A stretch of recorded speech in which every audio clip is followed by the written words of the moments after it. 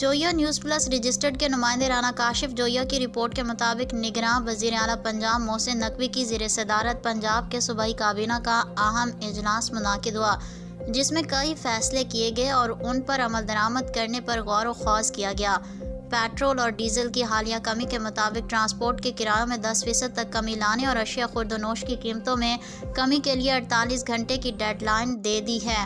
اجلاس میں صوبائی وزیر ٹرانسپورٹ اور سیکرٹری ٹرانسپورٹ کو ٹرانسپورٹرز کے ساتھ فوری میٹنگ کرنے کی ہدایت کی گئی، جبکہ صوبائی وزیر صنعت و زراعت ایم ایس تنویر گھی فلور اور دیگر ایسوسی ایشنز کے ساتھ مذاکرات کریں گے۔ سیکرٹری زراعت کمشنر اور ڈپٹی کمشنر کو روزمرہ اشیاء کی قیمتوں میں کمی لانے کے لیے ہدایات جاری کی گئی ہیں۔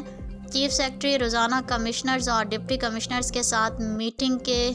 قیمتوں میں کمی کے حوالے سے اقدامات کا جائزہ لیں گے، جبکہ پرائس کنٹرول مجسٹریٹس اور پرائس کنٹرول کمیٹیوں کو فعال کردار ادا کرنے کا حکم بھی جاری کیا گیا ہے۔ اس کے علاوہ ذخیرہ اندوزوں کے خلاف بلا امتیاز کریک ڈاؤن جاری رکھا جائے اور کسی قسم کی رعایت نہ دینے کا حکم دیا گیا ہے۔ آخر میں وزیر اعلیٰ نے صوبائی حکومت کی پوری ٹیم عوام کو ریلیف دینے کے لیے دن رات ایک کر دے اور بھرپور محنت کر کے خلق خدا کی دعائیں لینے کی ہدایت بھی کی۔